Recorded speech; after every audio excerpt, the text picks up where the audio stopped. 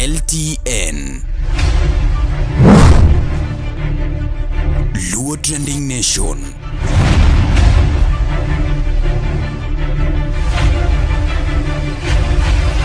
Mopandi inyenyo elela.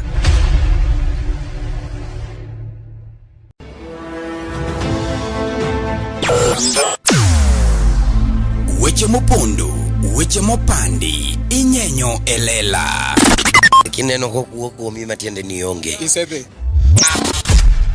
Ne sigana mamulongi mani, sigandi joluo, joajawa. Jothum mokwongo kapok waduogo kuom joangla. Ong'eane life mar jothum gi familia margi. Ineno.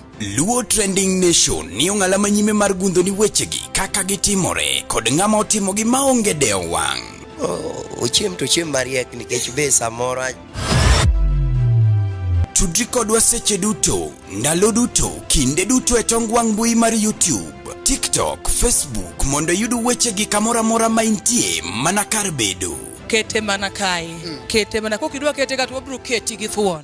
Luo Trending Nation, LTN, the best ahead of the rest.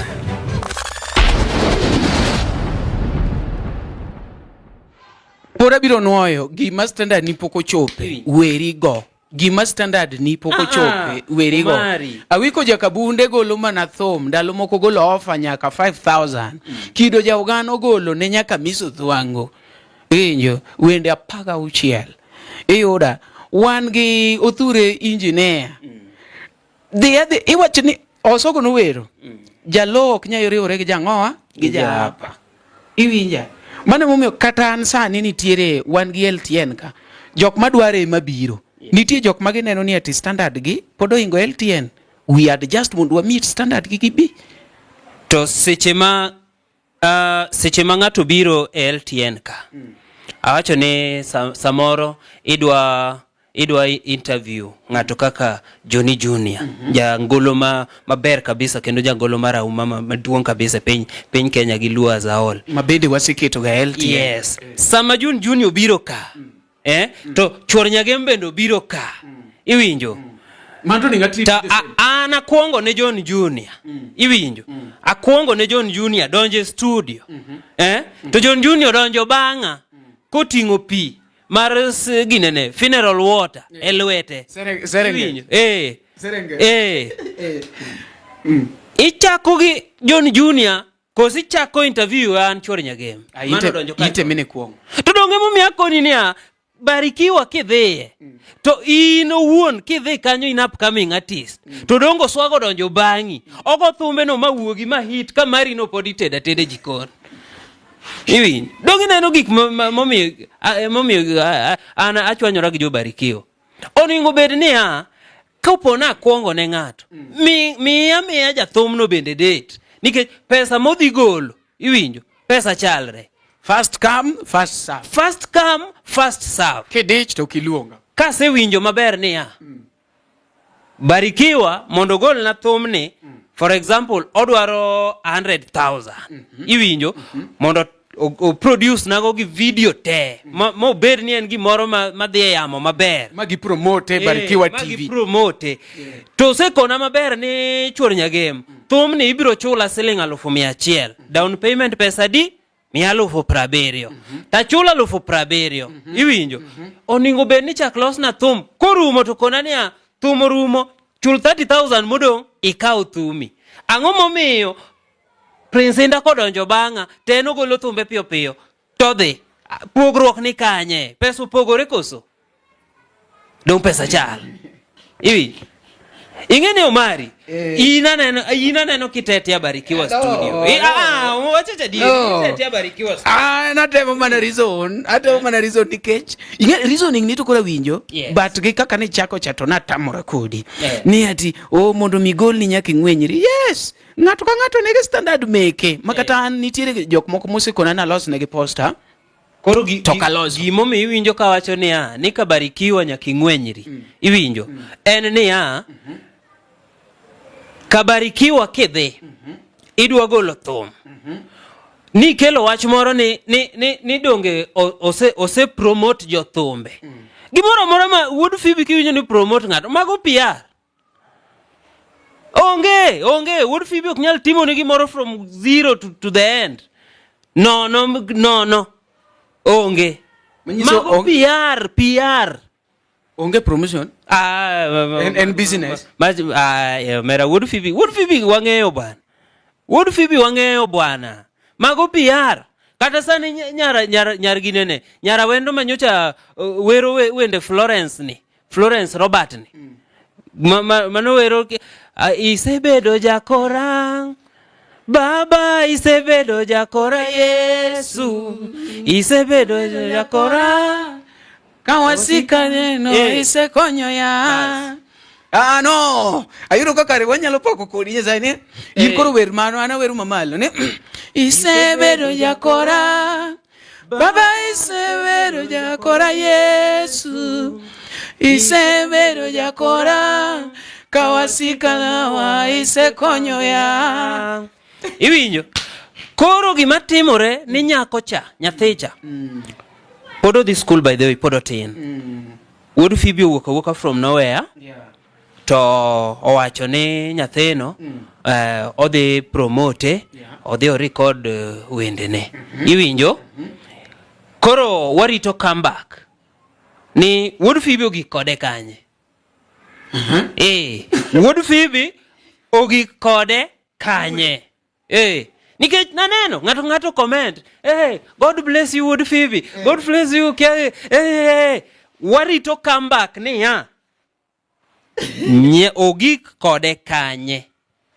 PR. Mago PR. To koken PR, to wadwa neno kokonyo nyako cha. Wadwa neno. To koro kokonye. Wagoni amen. To manonge. Upcoming artist mora. Iwinjo. Manyo uso niange moro. Inuoyo. Poda nuo wachno. Manyo uso niange moro. Ni kamera. Ano kan upcoming mo uso niang. Ne upcoming artist mora. Manyo uso niang. Irego nguru. Yeah. Kendo iuso nguchigo momi pesa moro. Ipidho gwen. Iuso gwendi go kaachiel gi tong'. Iwinjo magoro dong' nono. Iwacho ni ikawo pesa go itero ka Wuod Phoebe mondo gol ni thum. Omari akono gi ni kik gidhi. Kik gidhi ka Wuod Phoebe. Nikech idhi ywak. Iketho gini. Iketho gini. Dong kata Wuod Phoebe ong'eyo. Ni upcoming artist to kodich ga inya. Okodich go. Ang'o mamoni kawo pesa no kar dhi kucho tidhi ywak, ibro ywak e plot kayem nono. An chur nyagem nyocha se wacho niya, Omari ywak e plot tek.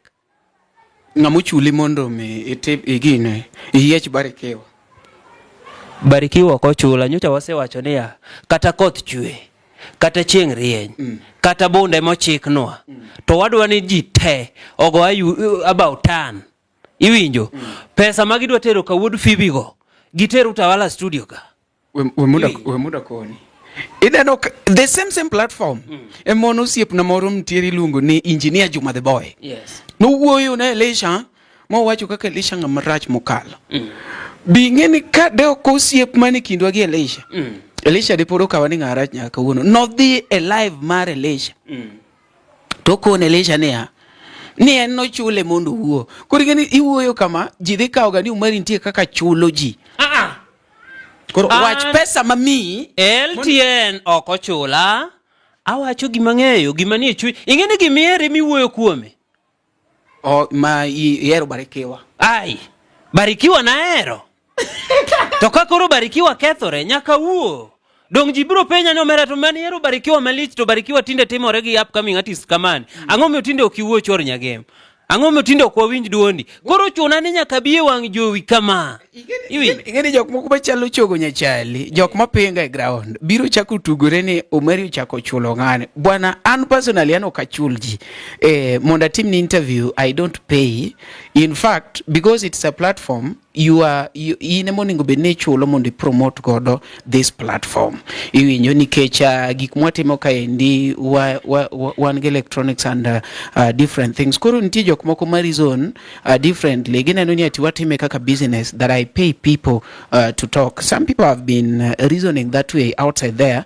Tadwa medo paro nini I'm not that type. Koro emo mineno ka an ono wunyage mahenya mondo mikikuloke kaka ujaloke oko kanyo. Iwinjo. And wunyage wach miwacho ni waonge kako makore makoponi ati adwa ni ichiu kuma ngi yudie koponi ati koro Barikiwa offer ni manyi to ginyalo yudi mapiyo. Kungi wuoye ani wach kitie. Abiro wacho. Iwinjo gima timore. Omari ano kiluonga ka. Mondo abi awachi ni upcoming artist kik dhi Barikiwa studio. Iwinjo. To gigi awacho ka an gi evidence. Iwinjo. Ni mokwongo nachako chwanyora seche mane wuon Barikiwa studio men would Phoebe. Ochako confuse soul mara. Bang awinjo gospel cha kasa chaka neno ka ene wangla koni.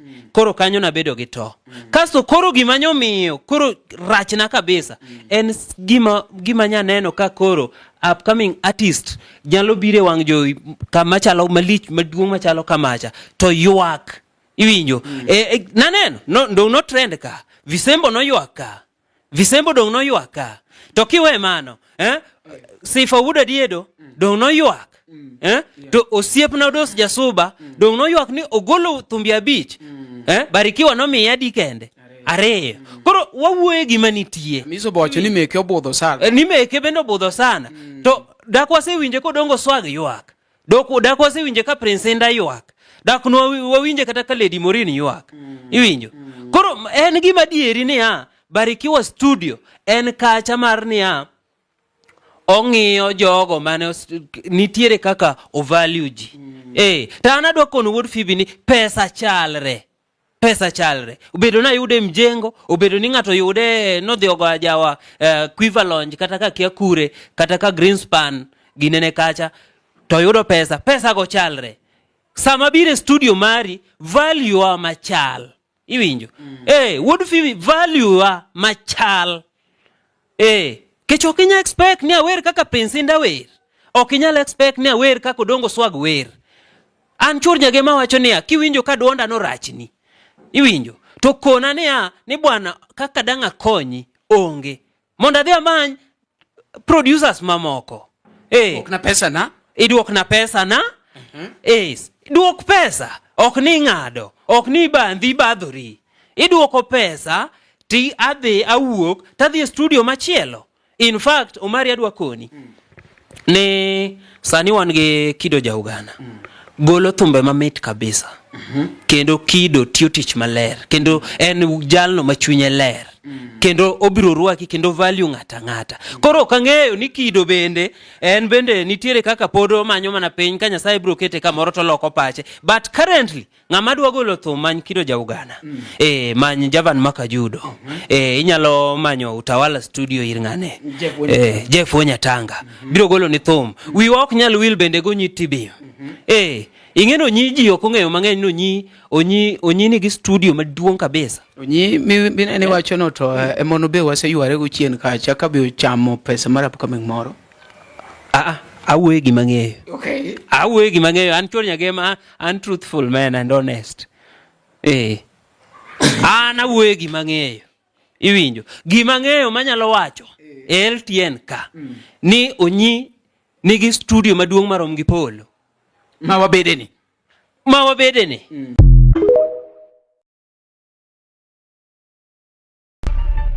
LTN Luo Trending Nation.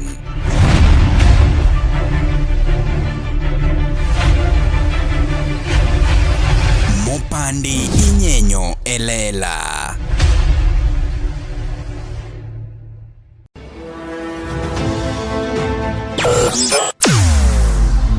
Weche mopondo, weche mopandi inyenyo e lela. Kineno kokuo kuomi matiende ni onge. Ne sigana mamulo ngimani, sigand joluo, joajawa.